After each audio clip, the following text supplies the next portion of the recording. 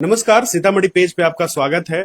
ये hello doctor का कार्यक्रम है। ये एक ऐसा कार्यक्रम है जिसमें हम शहर के सुप्रसिद्ध चिकित्सकों की एक टीम है जिनसे हम लोग मुलाकात करते हैं और डे टू डे जो जीवन है, हमारा डे टू डे लाइफ है, जिसमें बहुत सारी स्वास्थ्य संबंधी हमारी ऐसे सवाल होते हैं हमारे मन में जिनको लेकर के हम कभी कभी चिकित्सकीय परामर्श नहीं ले पाते हैं। उसके लिए ये कार्यक्रम है कि आप कहीं भी बैठे हुए, अपने घर पे बैठे हुए, आप इस कमेंट के माध्यम से, सीतामढ़ी पेज के इस कमेंट बॉक्स के माध्यम से आप अपने सवाल लिख सकते हैं। स्वास्थ्य संबंधी जो समस्याएं हैं आपको आ रही है या आपके मन में कोई सवाल है, उसको आप पूछ सकते हैं। इसी फ्रेम में सर आपको दिखाई पड़ रहे हैं। सर के परिचय के रूप में जान लीजिए कि सर का नाम जो है मानस ठाकुर है और सर सीतामढ़ी के पहले डीएम कार्डियोलॉजिस्ट हैं। एमबी हॉस्पिटल है, जैसा कि आप लोग पहले से भी डॉक्टर एम ठाकुर को जानते रहे हैं, उन्हीं के सुपुत्र हैं। ये इनका दूसरा परिचय है। लेकिन सीतामढ़ी को एक डीएम कार्डियोलॉजिस्ट के रूप में ये अपनी सेवा दे रहे हैं। ये सीतामढ़ी के लिए किसी एक बहुत बड़ी जो है उपलब्धि से कम नहीं है, क्योंकि सीतामढ़ी में कार्डियोलॉजी के जितने भी पेशेंट आते थे उनको बहुत ज्यादा दिक्कत आती थी जब उनको यहाँ से रेफर कर दिया जाता था, बहुत सारी मशीनों को के न होने की वजह से। तो हम इस लाइव में बहुत सारे सवाल कार्डियोलॉजी से रिलेटेड रखेंगे, जिसमें आपको अगर कोई सवाल लगता है कि पूछा जाना चाहिए तो आप कमेंट बॉक्स के माध्यम से पूछ सकते हैं। अब सबसे पहले सर का स्वागत करते हैं और फिर सर से बहुत सारे सवाल पूछेंगे। बहुत सारी जो है आपके लिए जो सही सलाह होगा वो हम सर से लेने की कोशिश करेंगे। सर बहुत बहुत स्वागत है आपका। धन्यवाद। मैं सीतामढ़ी पेज का बहुत तहे दिल से धन्यवाद देना चाहता हूँ जो मुझे अवसर मिला ताकि मैं लोगों तक अपने संदेश पहुंचा सकूं कि कार्डियोलॉजी आजकल के जीवन में हार्ट की समस्या दिन प्रतिदिन बढ़ती जा रही है, तो इससे कैसे निदान पाया जाए और अर्ली ट्रीटमेंट जिसको कहते हैं, अर्ली इन्वेस्टिगेशन, अर्ली ट्रीटमेंट कैसे अप्रोच किया जाए, इस चीज के लिए मैं इस पेज को तहे दिल से धन्यवाद देना चाहता हूँ। जी सर, सबसे पहले तो सीतामढ़ी को आप एक डीएम कार्डियोलॉजिस्ट के रूप में मिले, इसके लिए सबसे पहले शुक्रिया भी और बहुत बहुत बधाई भी। और इसके बाद जो है हम लोग बातचीत करना चाहेंगे, कार्डियोलॉजी पे आते हैं। सर सबसे पहले एक नॉर्मल सा सवाल हम पूछना चाहेंगे, कार्डियोलॉजी हृदय रोग क्या है? मतलब इस पे कैसे आप इसको इलेबोरेट करेंगे? जैसे आजकल के दिन में बहुत सारे कंप्लेंट, बहुत सारे मरीज हमारे पास आते हैं कि सर छाती में दर्द हो रहा है, सर सांस फूल रहा है, सर धड़कन आ रही है, सर चक्कर आ रहे हैं। तो इनके बहुत सारे कॉजेज हो सकते हैं, लेकिन पहला हृदय रोग इसलिए प्रमुख दिया जाता है कि इससे आपके जीवन शैली में सबसे मेन प्रभाव ये पड़ता है कि आपको जान को बहुत ज्यादा जोखिम रहता है, कि जिससे कि आपको तुरंत से तुरंत डॉक्टर से सलाह लेने की आवश्यकता होती है कि क्या ये छाती में दर्द हृदय से तो नहीं हो रहा है, क्या ये चक्कर हृदय के कारण तो नहीं आ रहा है कि धड़कन जो कम हो जाती है उसके कारण चक्कर तो नहीं आ रहा है, क्या ये धड़कन जिसको एरिथमिया कहते हैं उसके कारण तो नहीं आ रहा है। तो ये हमेशा तुरंत अपने डॉक्टर से जाके सलाह लें कि क्या ये चीज हार्ट से रिलेटेड तो नहीं है। अगर ये नॉर्मल है, बाकी हार्ट से रिलेटेड नहीं है, तो बाकी सिस्टम को हम लोग अप्रोच कर सकते हैं। देखिए दोस्तों, जो हमारा जो शरीर है वो बहुत महंगा है। यूं कहें तो हमारा जान जो है हमारे लिए सबसे ज्यादा कीमती है, और उसका ख्याल रखने के लिए अगर आपको बीच बीच में चिकित्सकीय परामर्श लेनी चाहिए तो उसमें कोताही नहीं बरतनी चाहिए, उसमें कहीं से भी समझौता नहीं करना चाहिए। क्योंकि आजकल का जो रहन सहन है, जो हम लोगों ने आजकल का खान पान रखा हुआ है, आजकल का जो हमारा जीवन शैली है, उसमें इतनी सारी बदलाव आ गई है कि आज हम लोग को चिकित्सकीय परामर्श लेते रहना चाहिए समय दर समय। आप अपने शरीर का ध्यान रखें। अगर आपको किसी भी तरीके से, अगर आपको चक्कर जैसा महसूस होता है या आपको, जैसा सर ने बताया, सांस फूलने की प्रॉब्लम आ रही है, तो आपको बहुत सारी जो है उसकी वो हो सकता है कि बहुत सारी संभावनाएं हो सकती है कि आप किसी तरह से पीड़ित हो सकते हैं, किसी रोग से ग्रसित हो सकते हैं। तो आपको सबसे पहले चिकित्सकीय परामर्श लेना चाहिए, डॉक्टर से मिलना चाहिए और कारण को जानना चाहिए, क्योंकि कॉज जब तक आप नहीं जानेंगे तब तक आप निश्चिंत नहीं हो सकते हैं। तो कॉज आपको जो है डॉक्टर ही बता सकते हैं, और सर से तो खैर आप मिल ही सकते हैं क्योंकि डीएम कार्डियोलॉजिस्ट है। जो कार्डियोलॉजी की जो सबसे उच्चतम डिग्री होती है वो इन्होंने वहां तक की पढ़ाई की है और वहां तक की डिग्री प्राप्त की है। हृदय रोग के बारे में सर आपने बताया, अब इसके कारण के बारे में हम लोग जानने का प्रयास करते हैं कि क्या कारण है कि आजकल जो है अर्ली एज में भी देखने को मिल रहा है।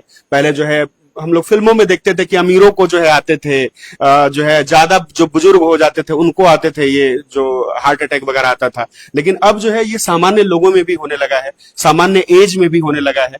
तो ये क्या कारण क्या है इसका, मुख्य किन चीजों की वजह से ये होता है? सबसे मुख्य कारण तो जैसे यंग एज में अगर प्रोमिनेंट देखा जाए तो आजकल जितने स्ट्रेसफुल लाइफ, मतलब लोग इतना ग्रसित अपने जीवन शैली को लेकर कि काम का लोड इतना है, जिसके कारण स्ट्रेस सबसे मोस्ट कॉमन फैक्टर माना जा रहा है कि इसके कारण भी हृदय रोग आजकल बढ़ते दिन प्रतिदिन बढ़ता जा रहा है। दूसरा जो बाकी रीजंस में आता है कि आपका एज है, कोई प्रॉपर पहले से कोई बीमारी है जैसे डायबिटीज, हाइपरटेंशन या अदर कोई बीमारी जिसके कारण ये हृदय रोग से पेशेंट ग्रसित है।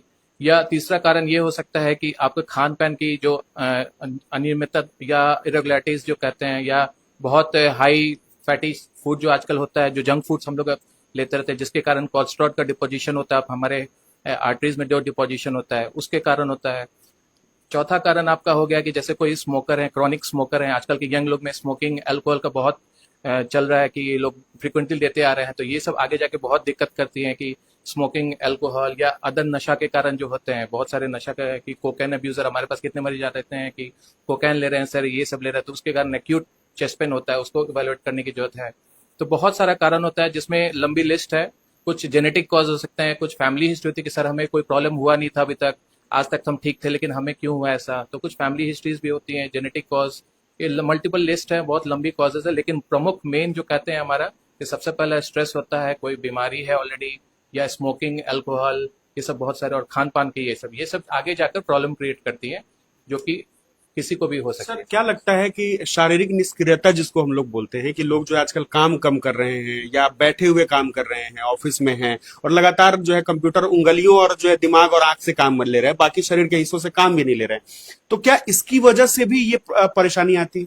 बिल्कुल, ओबेसिटी सबसे मोस्ट कॉमन में आता है कि ओबेसिटी भी आजकल लोग बैठ के वर्क फ्रॉम होम का प्रचलन कोविड के बाद से चालू हुआ है, तो ओबेसिटी दिन ब दिन पेशेंट दिन भर मतलब घर पे रह के काम कर रहे हैं, तो गैस बन रहा है सर, गैस बनता जा रहा है, डिस्टेंशन रहता है पेट में, पेट फूला फूला लगता है, हमेशा छाती में दर्द रहता है, तो गैस के कारण भी हो सकता है, या बट लॉन्ग टर्म कोई प्रॉब्लम हो रही होगी जो अब जाके बढ़ती जा रही है। तो ओबेसिटी है, तो इसके लिए फिर हमें प्रॉपर उस चीज को अवॉइड करने के लिए अपना कुछ देर काम किए, कुछ देर अपना लाइफस्टाइल को मॉडिफिकेशन जैसे कहते हैं, वो सब की आवश्यकता है इस चीज को करने के लिए। तो सर कुछ चीजें और जानने का प्रयास करेंगे। जैसे एक एक सामान्य आदमी है, जैसे मैं अपनी बात कर लूं, तो मुझे जो है, मुझे कोई अपने आप में कोई प्रॉब्लम महसूस नहीं हो रहा है, किसी तरह की अभी कोई परेशानी वैसी दिखाई नहीं पड़ रही है जिससे हमको लगे कि मुझे जो है डॉक्टर से कंसल्ट करना चाहिए। लेकिन मुझे कौन कौन से ऐसे टेस्ट हैं जिनको करवा लेना चाहिए, ताकि मैं अपने आप को, मतलब कहते हैं कि लिखित प्रमाण मेरे पास हो कि मेरे में कोई परेशानी नहीं है, किस किस तरह के टेस्ट जो है आजकल हर व्यक्ति को करवाना चाहिए? बेसिकली अपना जैसे एक बेसिक ईसीजी है, अपना एक बेसलाइन ईसीजी हमेशा एक पेशेंट को रखना चाहिए कि आपके बेसलाइन ईसीजी जब भी कुछ अटैक या कुछ चेस्ट पेन हो रहा है, तो हमारे पास डॉक्टर को सबसे इजी होता है कि आपके बेसलाइन ईसीजी पहले की कोई ईसीजी है, तो उससे वो कंपेयर करता है कि क्या वो चेंजेस पहले और अभी, अगर पहले भी सेम चेंजेस और अभी भी जो पेशेंट कंप्लेन लेकर आ रहा है वैसा चेंजेस आ रहा है, या उससे चेंज डिफरेंट नहीं कर रहा है, तो फिर ठीक है, तो एक बेसलाइन ईसीजी की आवश्यकता है। इको अगर कुछ कंप्लेन है तो उसका फर्दर एक स्टेप अवर होता है कि इको कार्डियोग्राफी कहते हैं जिसको, कि उससे हम लोग अपना हार्ट की पंपिंग को देखते हैं। कितनी बार मरीज बोलता है कि सर मेरे को तो गांव में लंबे समय से या हम बहुत लंबे समय से वो पंप इनहेलर ले रहे हैं लेकिन आराम नहीं मिल पा रहा है, तो वो करीबन कितनी बार मिलता है कि वो फेफड़े के कारण नहीं, वो हार्ट के कारण इनको सांस फूल रहा था, जिसके कारण आपको इतनी दिक्कत, आपको अभी तक आराम नहीं मिल पाया, तो उसके लिए हार्ट की दवा चलेगी, तो ये प्रूफ होता है हमारे इकोकार्डियोग्राफी से। तो वो भी सुविधा हमारे पास उपलब्ध रहती है। एको आजकल फ्रिक्वेंटली होने लगे हैं, बड़े बड़े शहर सीतामढ़ी में भी हर जगह होता है एको, मोस्ट ऑफ द जो कार्डियोलॉजिस्ट वो कर ही रहे हैं।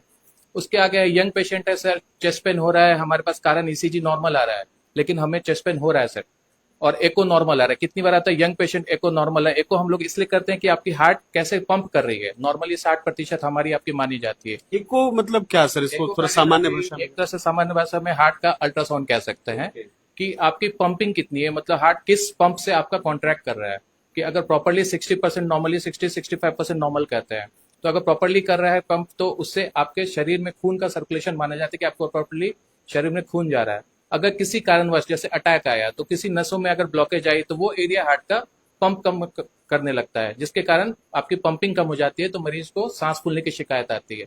तो मरीज सोच रहा है हमें कि हमेशा लंबे समय से सर हमारा इनहेलर चल रहा है और जो भी दवाइयां चल रही है फेफड़े वाली, उससे आराम नहीं मिल पा रहा है, और अल्टीमेटली उनकी ईएफ कहते हैं, इजेक्शन फ्रैक्शन मेडिकल टर्म्स में, वो ऑलरेडी कम रहती है। तो वो सब कुछ एको से पता चलता है। तो ईसीजी एको, यंग पेशेंट है, चेस्ट पेन हो रहा है, हमारे पास सब कुछ नॉर्मल आ रहा है, ईसीजी भी नॉर्मल आ रहा है, तो टीएमटी की ना होते हैं, जिसको हम लोग कहते हैं ट्रेडमिल टेस्ट, जो जिम में जो हम लोग जैसे दौड़ते हैं वैसा ही टेस्ट होता है, ट्रेडमिल टेस्ट। तो उसमें हम लोग क्या करते हैं, ईसीजी लीड्स हम लोग कनेक्ट कर देते हैं।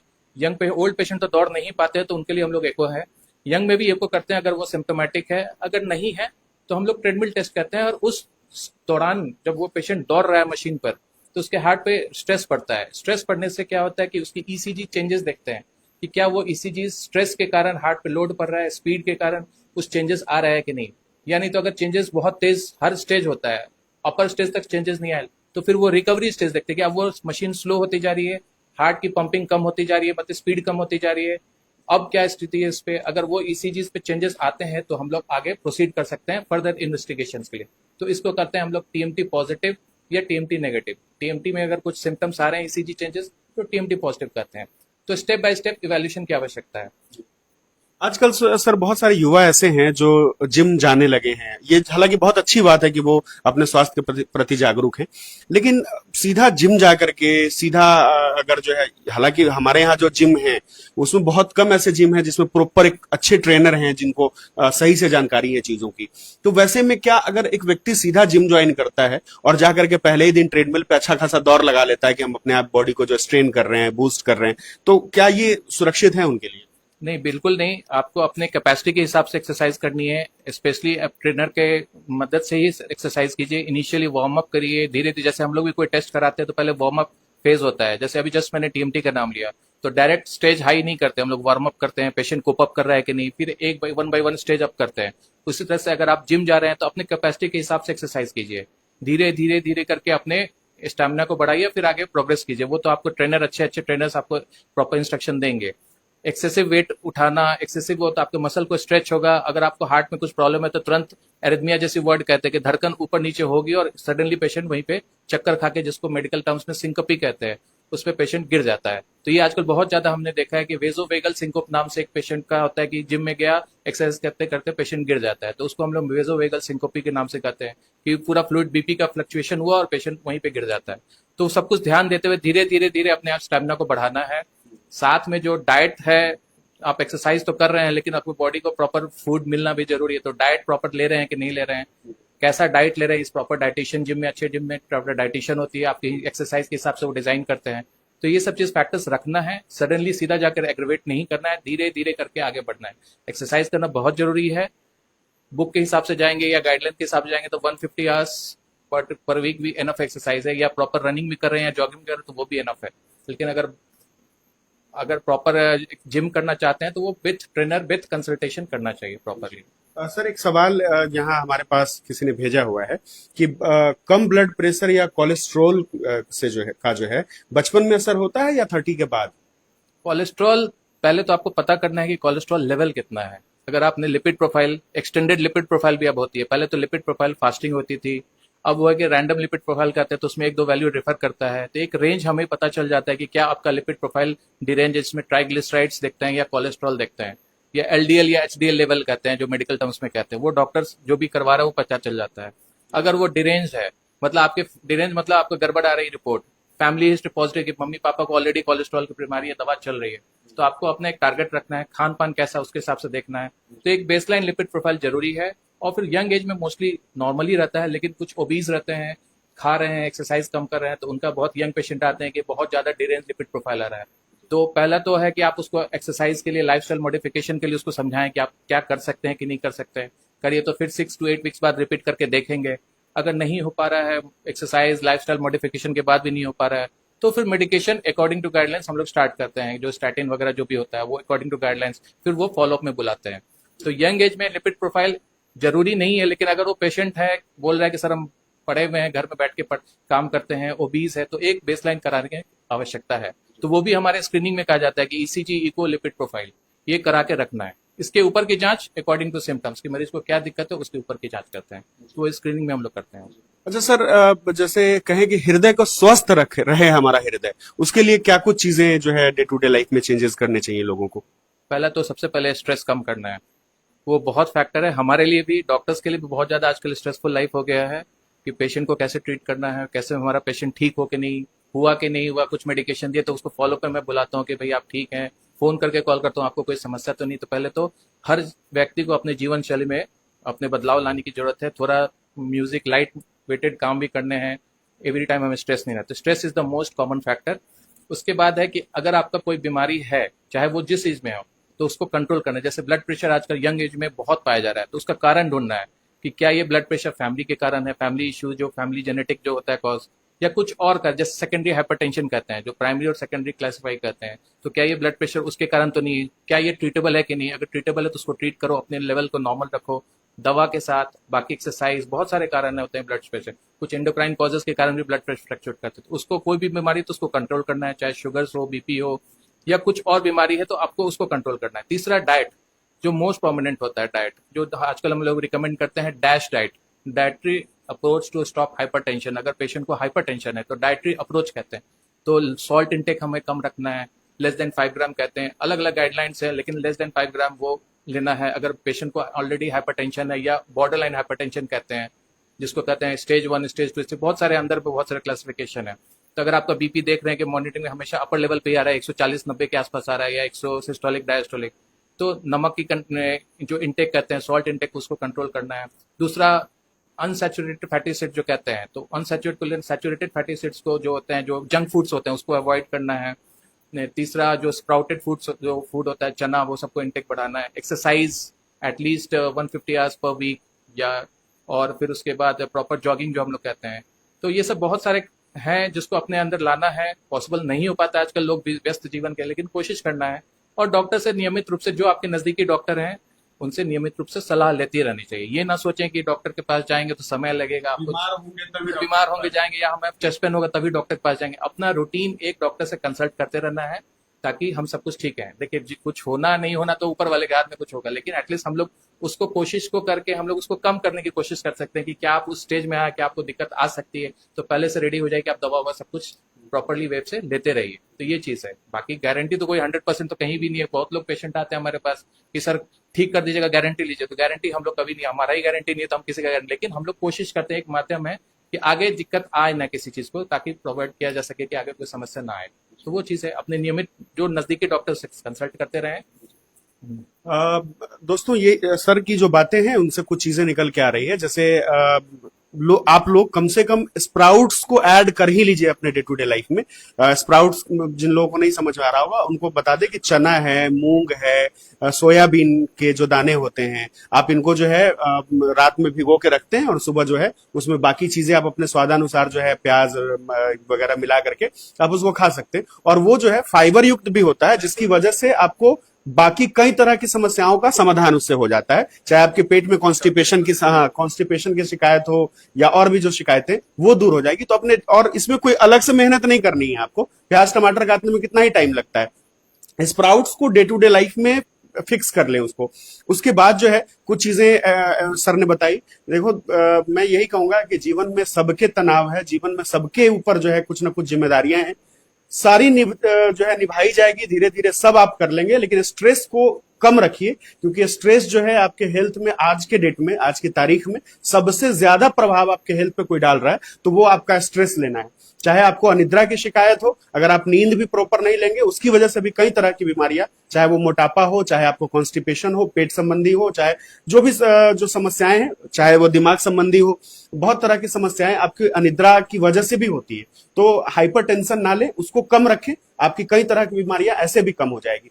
जितने भी आप जो है अपने डे टू डे लाइफ में, अपने भोजन में आप फलों को भी शुमार करें, और फलों को खाएं तो कोशिश करें कि उसको रॉ जो है फ्रूट्स खाएं। जैसे उसका रस निकाल के, कोशिश करें कि उसका रस निकाल के ना खाएं, उसको डायरेक्ट इनटेक करें। इससे जो है आपके शरीर में फाइबर की मात्रा भी बढ़ेगी, जिससे बहुत तरह की परेशानियां खत्म हो जाएंगी।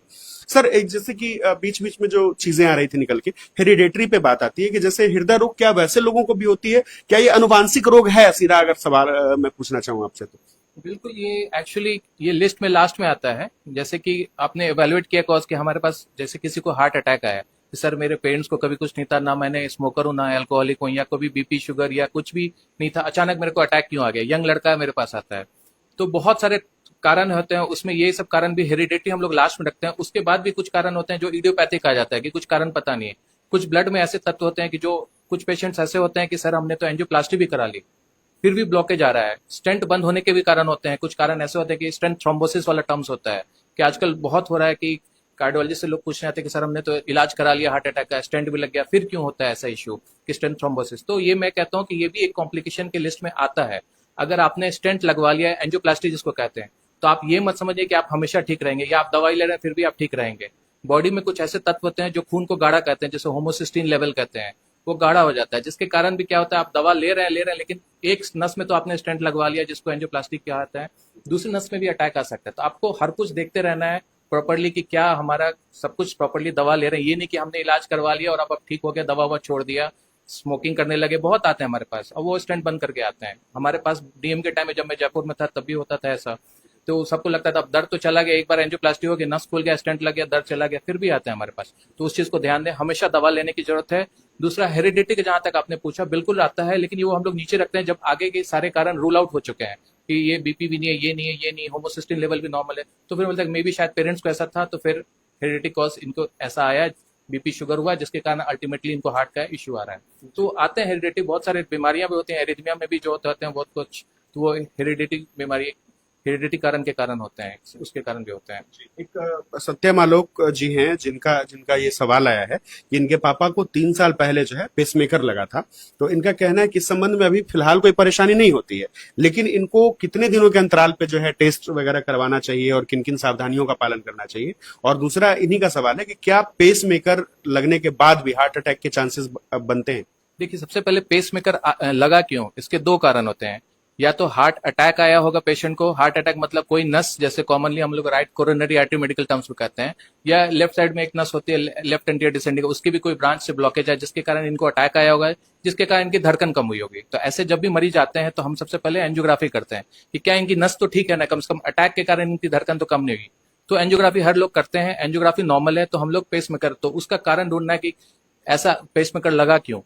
तो साइनस नोड डिस्फंक्शन, बहुत सारे मेडिकल टर्म्स है जिसके कारण इनका धड़कन अल्टीमेटली इनका पेसमेकर लगाया गया। अब क्या करना है, सबसे पहला है कि इंटरोगेशन कहते हैं हम लोग, पेसमेकर इंटरोगेशन, जो पटना दिल्ली जैसे जगह में हर हॉस्पिटल में मशीन अवेलेबल होती है, इंटरोगेटर कहते हैं। लेकिन जैसे हम सीतामढ़ी में है तो हमारे पास वो मशीन अवेलेबल रहती नहीं है, तो बुलवाना पड़ता है। तो एक हम लोग प्रॉपरली क्लिनिक करके करते हैं, पेसमेकर क्लिनिक, पर्टिकुलर डेट देते हैं जिसका पेसमेकर लगा है, और फिर पटना से बुलवाया जाता है, उसको इंटरोगेशन किया जाता है। इंटरोगेशन में क्या होता है, वो ब्लूटूथ डिवाइस रहती है, आपके पेसमेकर के ऊपर रखेगा, आपकी बैटरी की लाइफ कितनी है, क्या वो प्रॉपर फंक्शन कर रहा है नहीं, उसमें एम्पलीट्यूड देखते हैं, इम्पिडेंस देखते हैं, बहुत सारे क्राइटेरियाज होते हैं, वो आपका सब कुछ देखा जाएगा। अगर नहीं है तो उसको करेक्ट किया जाएगा। कहीं पेसमेकर में बिजली जो जा रही है वो ठीक से जा रही नहीं, ज्यादा अवरुद्ध अगर आ रहा है उसको बिजली जाने में, हार्ट तक पहुंचने में, तो उसकी बैटरी लाइफ तुरंत कम हो जाती है। तो बहुत सारे क्राइटेरियाज होते हैं, उसको कहते हैं ओवरऑल इंटरोगेशन। तो आप समय से उसको 6 मंथ्स पे, मैं तो रिकमेंड करता हूँ 6 मंथ्स एटलीस्ट एक बार इंटरोगेट करा लें और उसकी सारी डिटेल्स रखें, क्योंकि कल को अगर ऊपर नीचे कुछ तबियत खराब होती है तो आपको बहुत सारी कंपनी अलग अलग मशीन्स रहती हैं, तो आपको पता तो रहे कि आपने सेंट जूड जैसे हुआ या बॉस्टन का लगाया या किसका है। तो आप सारे बहुत मरीज आते हैं, सर पता ही नहीं कौन सा डिवाइस लगा है, कौन सी कंपनी का है, तो फिर हमें प्रॉब्लम आ जाती है। नहीं तो हम पर्टिकुलर कंपनी को बुला के तुरंत इंटीग्रेट कराएं। तो सारे पेपर रखें, मेडिकल रिकॉर्ड्स हर कुछ रखें अपने पास, कहीं भी कोई जांच है हर कुछ प्रॉपरली रिकमेंड किया जाता है कि रखें। तो पेसमेकर एवरी 6 मंथ्स आपको इंटरोगेशन करवाना है, ईसीजीज देखने हैं कि क्या वो ठीक से कर रहा है कि नहीं, अगर उनको सिम्टम्स नहीं आ रहे हैं तो ठीक चल रहा है। नहीं कुछ भी चक्कर आता है, जैसे होता है कभी सर चक्कर आने लगता है, या ऐसा लगता है कि सर धड़कन मिस हो रही है, ऐसा फील होता है कि सर कुछ धड़कन चल रहा है अचानक मिस होती है, तो ये हो सकता है पेसमेकर के डिफॉल्ट के कारण हो। तो आपको तुरंत चेक करवाना है। पहले तो सबसे पहले अपने नियरेस्ट डॉक्टर के पास जो कार्डियोलॉजिस्ट है उनसे ईसीजी करवाइए। ईसीजी से एक बेसल स्क्रीनिंग हो जाती है हमारे कि ठीक से फंक्शन कर रहा है कि नहीं। अगर वो फंक्शन कर रहा है, कोई दिक्कत नहीं है, तब तो कोई बात नहीं है। अगर दिक्कत आ रही है तो या तो वो मशीन वाले को बुलवा के करवा देंगे, या तो आपको एक पर्टिकुलर जगह बता देंगे, आप तुरंत जाइए और उसको करेक्शन करवा लीजिए। तो सर आगे की तरफ बढ़ते हैं। एक और सवाल है, हालांकि इनका जवाब इनको मिल गया होगा। इनका कहना है कि रोशन जी हैं, इनका कहना है कि व्यायाम करने वाले भी हार्ट अटैक का शिकार हो रहे हैं, जिसका मुख्य कारण ब्लड क्लॉटिंग या ब्लड वेसल ब्लॉक होना है, जैसा कुछ बताया जा रहा है। तो इसके लिए क्या समाधान है? समाधान तो वही है कि आप जो है रेगुलर चेकअप करवाइए, अपने कंसल्ट करते रहिए डॉक्टर से। तो इस तरह की जो है हालांकि अमरिंदर गुप्ता जी हैं, इनका भी कहना है कि हार्ट अटैक अब कम उम्र के लोगों को भी होने लगा है। कोविड और कुछ लोग जो है कोविड एंटीडोज के साइड इफेक्ट्स बता रहे हैं। तो क्या आपका इस पे क्या स्टैंड है सर? देखिए, मैं पर्सनली कहूँ, जब मैं खुद किसी श्योर नहीं रहता तो मैं किसी को रिकमेंड नहीं करता होता। आई एम नॉट श्योर कि ये कोविड इंजेक्शन के कारण हो रहा है या नहीं हो रहा है, तो इस पे मैं कमेंट करना ठीक नहीं सकूँ, मुझे पता ही नहीं कि क्यों हो रहा है। बहुत लोग पोस्ट कोविड इंजेक्शन लेने के बाद बहुत लोग बोल रहे हैं चक्कर आ रहा है, हो सकता है पहले ना आ रहा हो अब आ रहा हो, या हो सकता है उस समय कोई बीमारी ना रही अब हुई। तो हो सकता है, आई एम इस पे पर्टिकुलर श्योर नहीं हो, या कोई स्टडीज मैंने अभी फिलहाल देखी नहीं कि पोस्ट कोविड इंजेक्शन के कारण ये सारे सिम्टम्स आ रहे हैं। तो श्योर नहीं कह सकता, इस टॉपिक में श्योर नहीं हो सकता, प्रोबेबिलिटी है लेकिन नॉट 100% श्योर। ओके सर, कुछ क्वेश्चंस जो है और होने चाहिए। जैसे चूंकि हृदय की बात है और हमारे यहाँ जो है, हमारे यहाँ जितने भी रक्तदाता समूह हैं वो लोग बहुत अच्छा काम कर रहे हैं। ब्लड डोनेशन में सीतामढ़ी अच्छा एक रिपोर्ट जो है वो कर रहा है।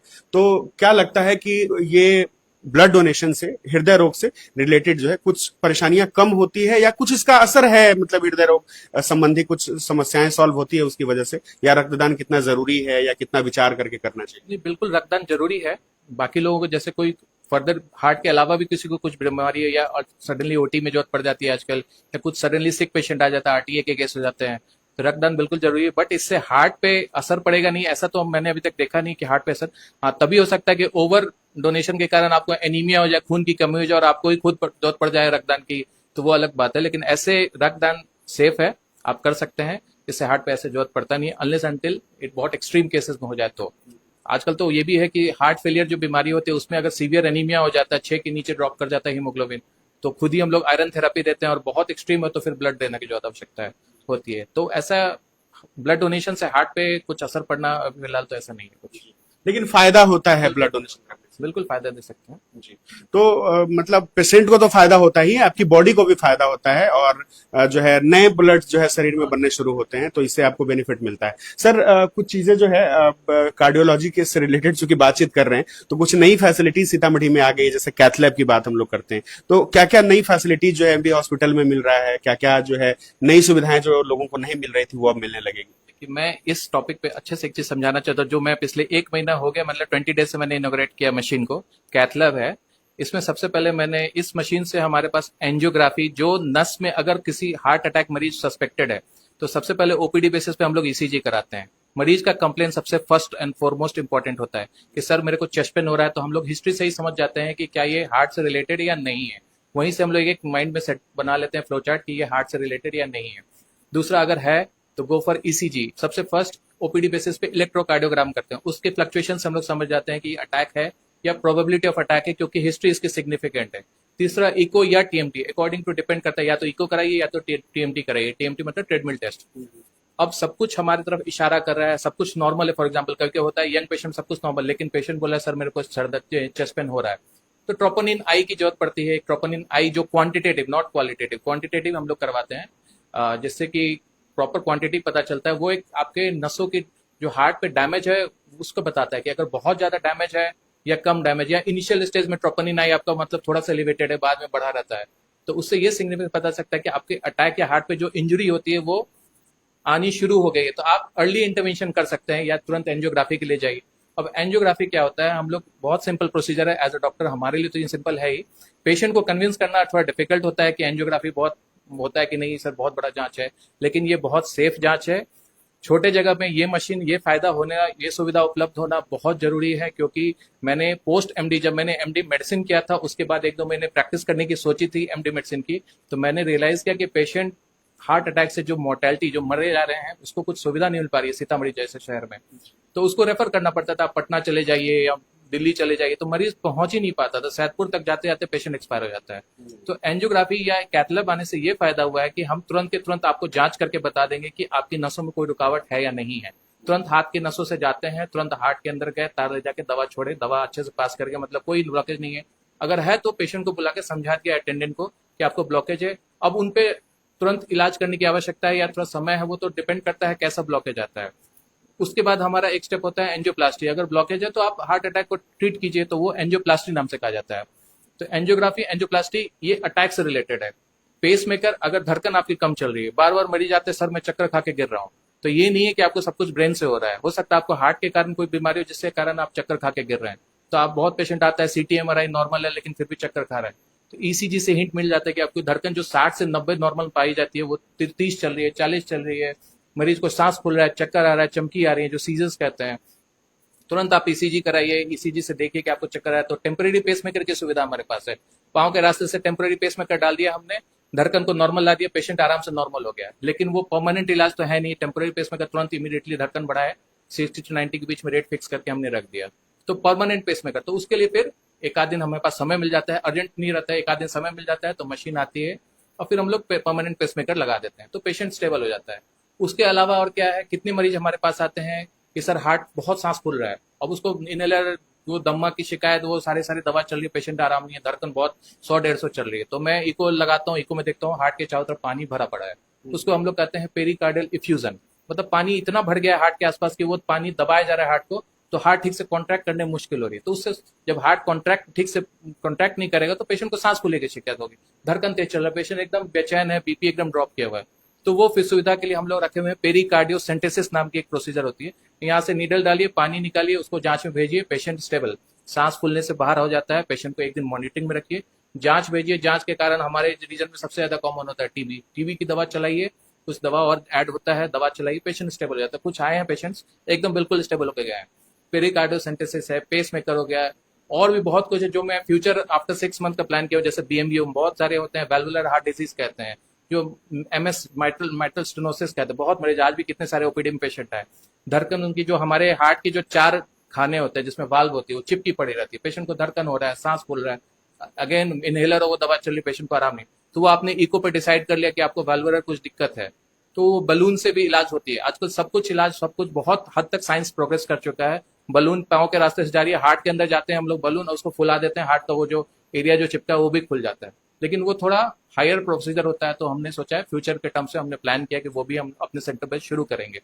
अभी हमारे पास फ्रीक्वेंटली एंजियोग्राफी, एंजियोप्लास्टी जो जान बचाने का जो इमीडिएट होता है, ये सब बहुत इंपॉर्टेंट, जो हार्ट अटैक के कारण बहुत मोर्टेलिटी हो रही है, एंजियोप्लास्टी, पेस मेकर, आगे भी बहुत सारे प्लान में हमारे हैं कि हम शुरू करेंगे, जैसे सीआरटीडी हुआ, एआईसीडी, जो धड़कन आजकल बहुत एबनॉर्मल, किसी हार्ट की पंपिंग 20% रह जाती है, वो सांस फूल रहा है, उसके कारण उल्टे सीधे धड़कन आ रहे हैं, पेशेंट ऑन टेबल जा रहा है, अरेस्ट हो रहा है, तो उसको कंट्रोल करने के लिए तो सारा कुछ प्लान में है फ्यूचर टर्म्स में, और वो भी हमारा प्लान है खिलाने का और स्टार्ट करने का।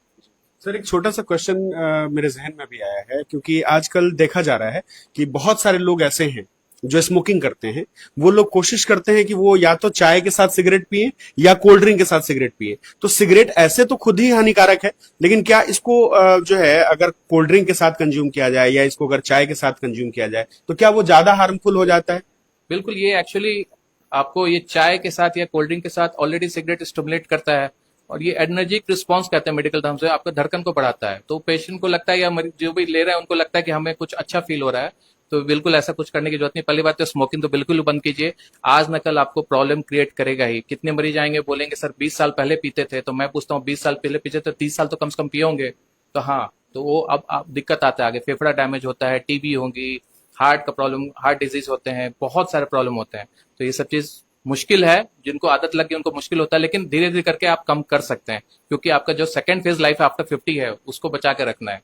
फर्स्ट फेज में तो आप लोग एंजॉय कर लिए, लेकिन सेकंड फेज में सारी दिक्कतें आएंगी और प्रॉब्लम आएंगे, और बहुत मुश्किल होता है आजकल लाइफ में, तो ये सब चीज को अवॉइड करें। तो आप दोस्तों एक बात समझ लीजिए, पूरे कन्वर्सेशन के बाद कुछ चीजें तो क्लियर हो गई है कि आपके घर के आसपास जो चाट समोसे के ठेले लगे हैं उनसे थोड़ी सी दूरी बना के रखनी है, क्योंकि आजकल जो जंक फूड हम लोग खा रहे हैं उसकी वजह से तो परेशानी होती है।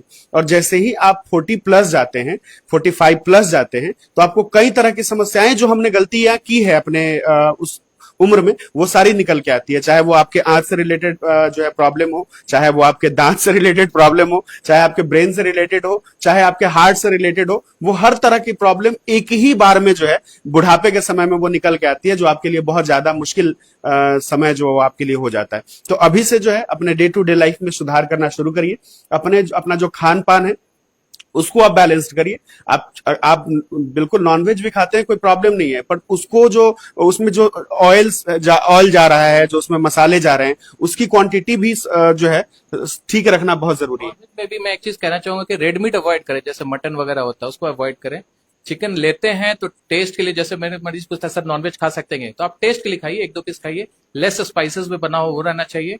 Fish is better than other, दोनों से बेटर माना जाता है, क्योंकि फिश वाला हार्ट के लिए अच्छा होता है, तो फिश खा सकते हैं मॉडरेट अमाउंट में चिकन, लेकिन मटन को अवॉइड कीजिए क्योंकि वो रेड मीट होता है, वो आगे जाके ऑलरेडी कोलेस्ट्रॉल और ऐसी सारी चीज प्रॉब्लम क्रिएट करते हैं। और एक चीज मैं और आपके पेज से एक और संदेश जो मोस्ट मैंने पिछले 1 महीने में नोटिस किया सीतामढ़ी में प्रैक्टिस शुरू करने के बाद, स्पेशली जैसे हालांकि मैं मुजफ्फरपुर में प्रैक्टिस कर रहा हूँ पिछले 1.5 साल से, लेकिन जब कैथलैब चालू हुआ तो मैं यहाँ रेगुलर और हो गया हूँ।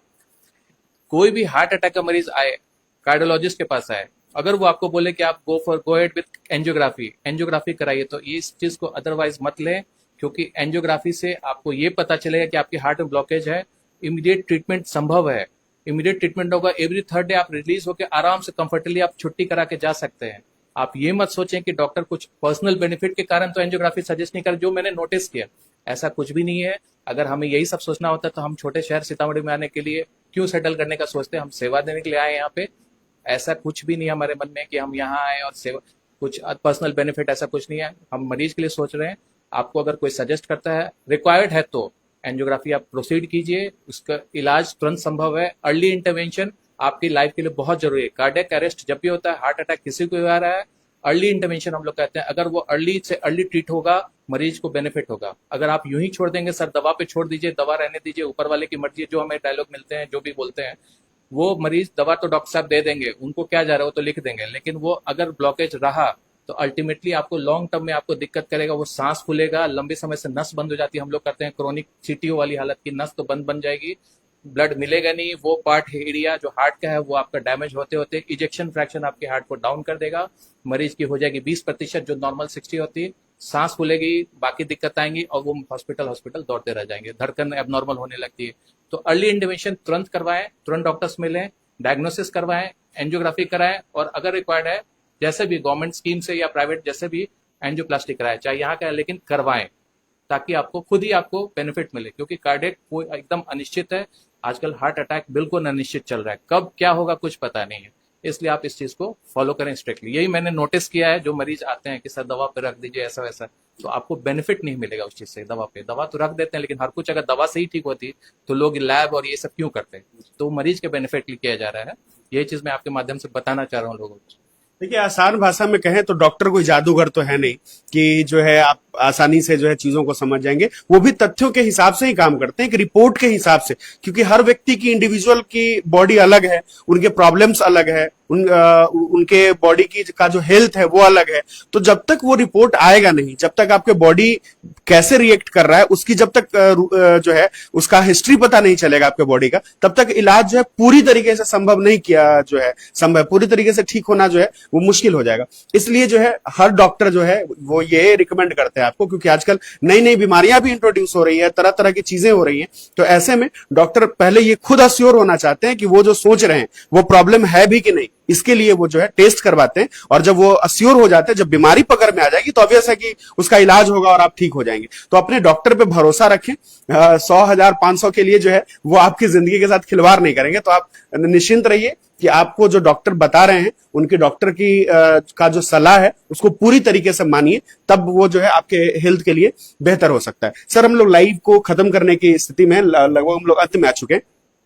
आखिरी जो इस लाइव का आखिरी संदेश जो आप जो दर्शक देख रहे हैं उनके हेल्थ से रिलेटेड देना चाहें या कार्डियोलॉजी से रिलेटेड देना चाहें, क्या कुछ कहेंगे?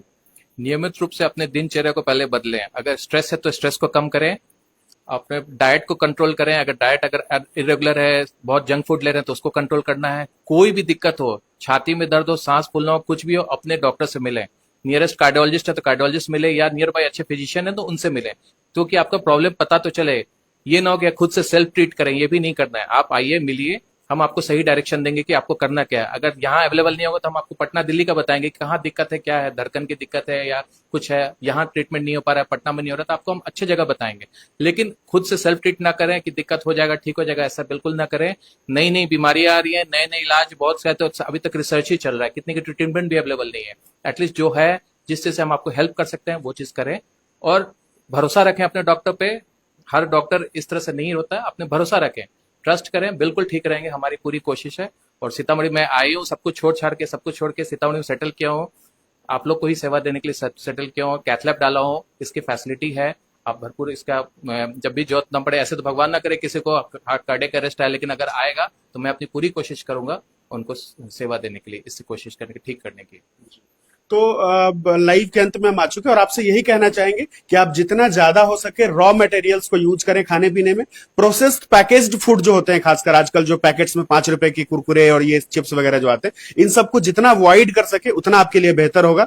अगर आपको फास्ट फूड की ही जरूरत है, मार्केट में अगर आप हैं, तो कुछ ऐसे ऐसे फूड इनटेक कर सकते हैं आप जिसमें ऑयल की मात्रा कम है, जिसमें जो है मसाले की मात्रा नहीं है। जैसे आप नॉर्मल भूजा, जिसको हम लोग हमारे यहाँ कहते हैं, आप भूजा खा सकते हैं, उससे ज्यादा आपको परेशानियां किसी तरह की नहीं आती है, वो आपके पाचन शक्ति के लिए भी बढ़िया है। तो जितने भी अल्टरनेटिव्स हैं फास्ट फूड के, उनको आप ट्राई कर सकते हैं। आप 2 केले लेकर के खा सकते हैं, आप जो है खीरा लेकर के खा सकते हैं। तो ऐसे आइटम्स को चूज करें, क्योंकि फ्रूट्स में भी आपको कुछ उसको प्रोसेस नहीं करना है, तो आप डायरेक्ट फ्रूट खरीद के खा सकते हैं। तो अगर आपको भूख लगती है, आप मार्केट में, तो कोशिश करें कि जो प्रोसेस्ड फूड है उसको छोड़ करके रॉ फूड्स जो है उसको हम लोग खाने का प्रयास करें। आप ये लाइव सीतामढ़ी पेज पे देख रहे थे, डॉक्टर मानस ठाकुर के साथ हमारा ये हेलो डॉक्टर का कार्यक्रम था, जिसमें हमने कोशिश की कि आपके स्वास्थ्य संबंधी जो समस्याएं हैं उसके लिए क्या क्या सुझाव हो सकते हैं, क्या क्या उसके लक्षण हो सकते हैं, उन सब चीजों पे हम लोगों ने बातचीत की। और उम्मीद है कि ये लाइव आपके डे टू डे लाइफ में जो आपका हेल्थ से रिलेटेड क्यूरीज हैं उसमें जरूर आपकी मदद करेगा। और फिर ऐसे ही लाइव हम और भी आप तक लाने की कोशिश करते रहेंगे। फिलहाल हृदय संबंधी समस्याएं अगर किसी को है तो उनको सजेस्ट करिए MB hospital. Doctor M Thakur को आप ऑलरेडी जानते हैं, डॉक्टर जो है मानस ठाकुर से वो जुड़ सकते हैं और अपने स्वास्थ्य का लाभ ले सकते हैं। बहुत बहुत शुक्रिया, फिर जुड़ते हैं किसी नए एपिसोड में, तब तक के लिए नमस्कार।